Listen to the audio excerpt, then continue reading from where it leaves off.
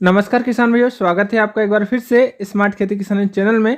आज के इस वीडियो में हम बात करने वाले मूंग में पहला कीटनाशक स्प्रे के बारे में। इसके बारे में पूरी डिटेल में बात करेंगे। उससे पहले मैं रिक्वेस्ट करूंगा कि जो किसान भाई हमारे चैनल पर नए आए हैं, जिन्होंने अभी तक हमारा चैनल सब्सक्राइब नहीं किया हो, तो प्लीज़ सब्सक्राइब कर ले और बेल आइकन दबाए, ताकि आने वाला जो भी मैं वीडियो अपलोड करूंगा उसका नोटिफिकेशन आपको मिल जाएगा। चलिए अब वीडियो शुरू करते हैं। वीडियो को अंत तक जरूर देखें किसान भाई, ये बहुत उपयोगी वीडियो है। अब बात करते हैं कि हमारे मूंग की फसल कितने दिन की हो गई है और क्या क्या सावधानियां रखना चाहिए, जिससे हमें पता चल सके कि हमें स्प्रे कब करना चाहिए या नहीं करना चाहिए। हो सकता है कि काफ़ी किसान भाइयों ने पहला स्प्रे कर दिया हो और काफ़ी किसान भाइयों का भी जो पहला स्प्रे नहीं किया हो, और काफ़ी किसान भाई थोड़े लेट हैं जिनके अभी तो बिजाई भी नहीं हुई होगी। जिस दिन से फसल को बोया जाता है किसान भाइयों, उस दिन से वैसे देखा जाए तो आपको अपने मूंग की फसल में 10 से 12 रोज में स्प्रे करना पड़ता है। क्योंकि किसान भाइयों 10 से 12 रोज में मूंग की फसल में इल्लियों का प्रकोप दिखता है। किस प्रकार से दिखता है उसके बारे में बात कर लेते हैं। क्योंकि किसान भाइयों 10 से 12 रोज में आपके मूंग में 2 से 3 पत्तियां आ जाती है, जैसे कि मैं आपको वीडियो में दिखा रहा हूँ। वहीं 2 से 3 पत्तियों पर जहाँ जाला बनाकर रहती है, ये इल्लियां जो होती है वो तम्बाकू इल्ली कहा जाता है इन इल्लियों को। ये कुछ इस प्रकार से रहती है, जो कि मैं आपको वीडियो में दिखा रहा हूँ। ये जाला बनाकर उसमें अंडे देकर रहती है और इसमें कई अंडे रहते हैं, लगभग 10 से 15 से 20 अंडे रहते हैं, जो कि काफ़ी ज़्यादा संख्या होती है इल्लियों की। और मूंग छोटे होने से ये उन्हें काफ़ी ज़्यादा नुकसान पहुंचाती है। तो इसी को देखते हुए आपको स्प्रे करना काफ़ी ज़रूरी होता है किसान भाइयों। क्योंकि इस समय आप स्प्रे नहीं करते हैं तो आपकी जो फसल है मूंग की, वो अंकुरण के बाद जो क्रिया होती है या होने वाली होती है वो काफ़ी लेट हो जाती है, वो सही से हो नहीं पाती है। और आपकी जो फसल का जो समय है वो 65 दिन से लेकर आगे बढ़ जाता है, मतलब 85 दिन तक हो जाती है। मतलब जो दिन होते हैं वो बढ़ जाते हैं और फसल सही से बढ़वा नहीं कर पाती है। इसलिए आपको पहले स्प्रे में हमेशा सावधानियां रखनी है।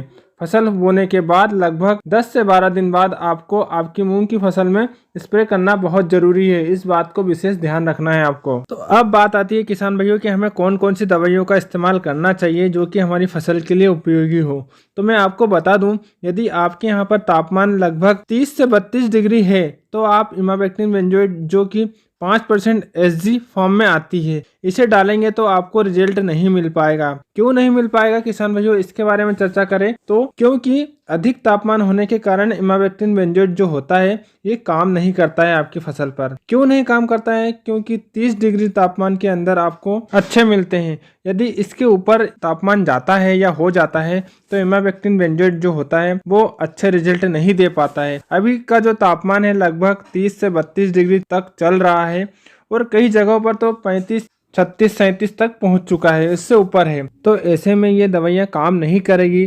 तो हमें क्या डालना चाहिए इसके बारे में बात करते हैं। यदि आपकी फसल में फफूंद नहीं हो तो आप फफूंदी नाशक का उपयोग ना करें, स्प्रे ना करें। क्योंकि अभी आपके पौधे बहुत छोटे हैं, बहुत सूक्ष्म हैं मूंग के।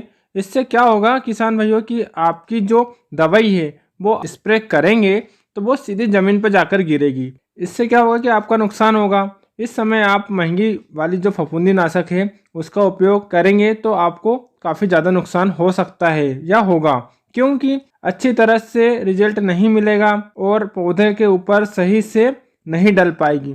इसलिए किसान भाइयों आपको सिर्फ इंसेक्टिसाइड का ही उपयोग करना है, मतलब कीटनाशक का ही आपको उपयोग करना है, स्प्रे करना है। अब बात आती है कीटनाशक कौन सी दवाई का स्प्रे करें। तो तम्बाकू इल्ली के लिए जो सबसे बेस्ट है, जो अच्छा रिजल्ट देती है, प्रोपोनोफास प्लस साइफरमेथ्रिन, जिसमें प्रोपोनोफास की जो मात्रा होती है वो 40% EC और साइफरमेथ्रिन की जो मात्रा होती है वो 4% EC में जो आता है। इसका जो फॉर्मुलेशन आता है उससे आप डालेंगे तो आपको काफ़ी अच्छे रिजल्ट आपकी मूंग की फसल पर देखने को मिलेंगे। अब बात आती है कि इसे हमें डालना कितना है। तो 200 ml प्रति एकड़ के हिसाब से आप डाल सकते हैं। अगर आप पावर पंप से डाल रहे हैं तो उसके हिसाब से आपको 40 से 45 ml प्रति पंप के हिसाब से आपको इसका डोज लेना है। अब बात आती है कि इसके साथ हमें और क्या लेना है। तो इसके साथ में आप कोराजन डाल सकते हैं। अगर इसकी मात्रा की बात की जाए कि इसकी मात्रा हमें कितनी लेनी है, तो आपको 5 ml प्रति पंप के हिसाब से आपको लेना है। अगर आप पंप में डाल रहे हैं तो इसके केमिकल की बात करें तो इसके अंदर जो केमिकल आता है वो है क्लोरएंट्रानिलीप्रोल। ये केमिकल आता है कोराजन के अंदर,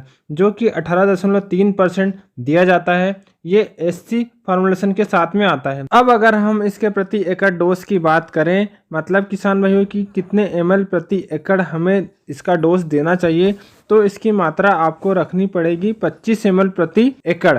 पहले डोज हमें हाई लेना पड़ेगा। क्यों लेना पड़ेगा किसान भाइयों?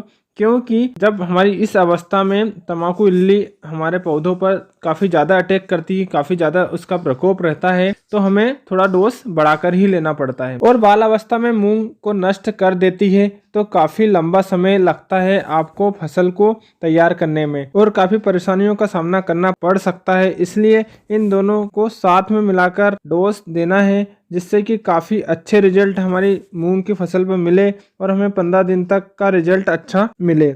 उसी के आगे मैं आपको अगले वीडियो में बताऊंगा कि हमें दूसरे स्प्रे में क्या डालना है। तो किसान भाइयों, आज के वीडियो में यही सब कुछ जानकारी थी, जो कि पहला स्प्रे जो मूंग का रहता है उसमें हमें कौन से दवाइयों का इस्तेमाल करना चाहिए, क्या डोज लेना चाहिए, यही सब कुछ था आज की वीडियो में।